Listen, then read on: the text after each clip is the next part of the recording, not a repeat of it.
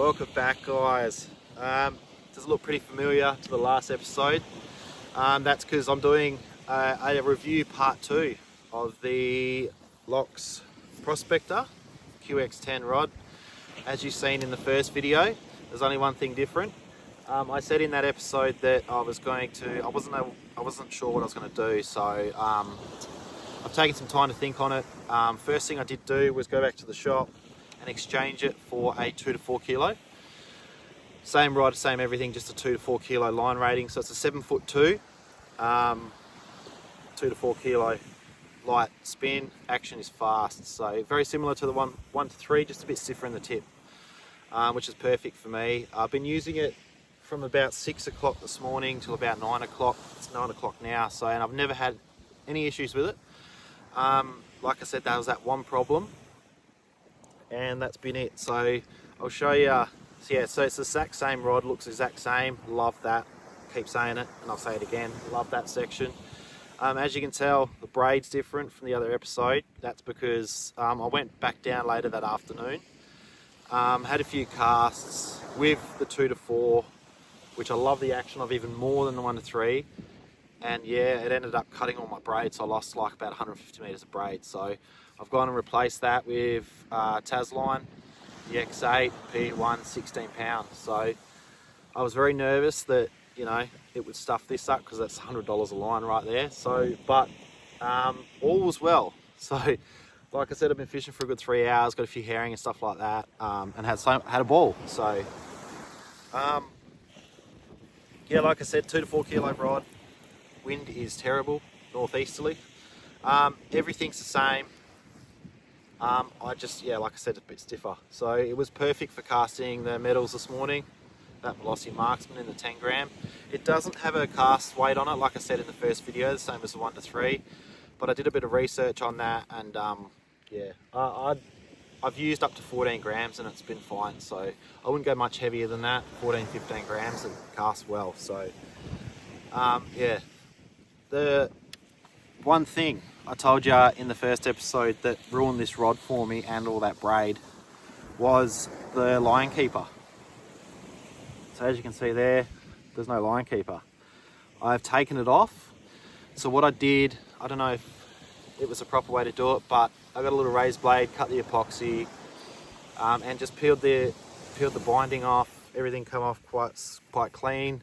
I probably could clean it up a bit more than that. Give you another good look.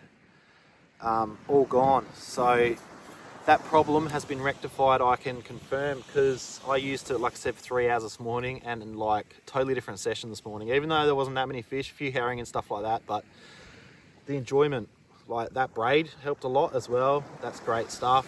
But no tangles, no nothing, no wind knots, no wraps around that. I just took it off. So the way I thought about it in the first episode was the pros definitely outweighed the cons. So there was one con with that rod, and I got rid of it, eliminated it, gone. So, because I was thinking of just taking it back and be done with it, and then I would have thought to myself, I definitely should have gave that another chance, which I did with the rod, with the 2 to 4, took it off, didn't damage the rod, it actually improved it. So there's just these little things, guys, in fishing that just, change the way you fish. And I've gone from a session last weekend that I wasn't very, I got home and I wasn't happy, and that's not how you should be when you get back from fishing. You should be, no matter like how much you catch, if you don't catch anything at all, you should always come back with a clear head. And I've had an absolute ball this morning. Caught, like I said, a few little herring, nothing special. But I'm super happy. Using this rod is a pleasure now that hook keeper's gone. So it's just, I can't say it enough. It's just that one thing which annoyed me the most. So yeah, once that's gone, the action of the rod, how comfortable that butt is, super comfortable. Can't say it enough. I know I probably said it too many times in the first episode, but it's true. Guides are all Fuji. And like it said, it's a $220 rod.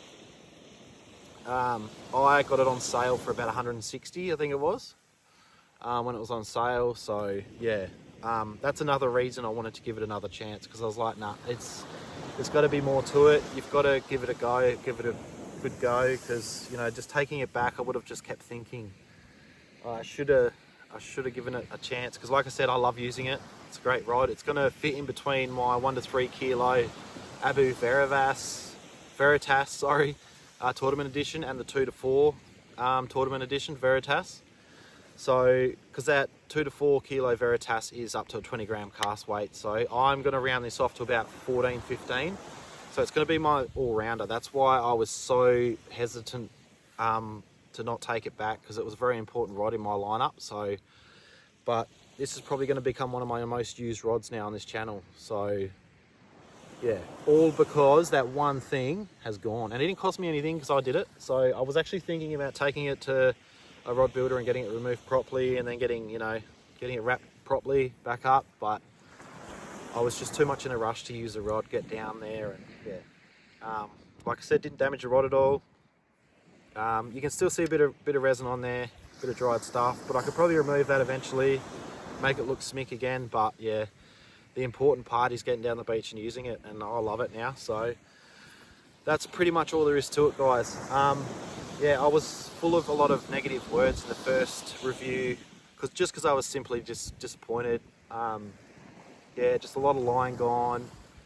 And what made me even more disappointed was how nice the rod was. And that's why I gave it a second chance. Went and got the 2 to 4, which suits my style of fishing. That was purely on that. If I was to do a lot of estuary fishing, I would stay with the 1 to 3. I probably still might even go and get the 1 to 3 and just do the same thing, because yeah, like I said, they're beautiful rods, suit exactly what I'm doing perfectly. Light tackle beach fishing with a bit of estuary.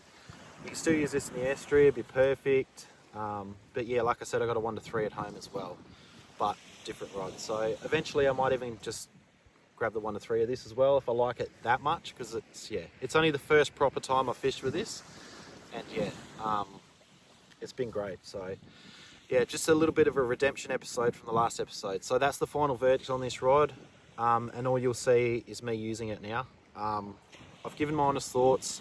It is now a 10 out of 10 rod. Like I said in that first episode, it would be a 10 out of 10 rod if that was gone, which it is now. So 10 out of 10 rod. I still stick by that. So anyway, guys, I'll catch you on the next one. That's pretty much all there is to it. Any questions or anything like that, leave them in the comments down below and I'll get back to you as quick as I can. But yeah, great rod. Final verdict, 10 out of 10 rod. Anyway, guys, I'll catch you on the next one. Cheers. Ew.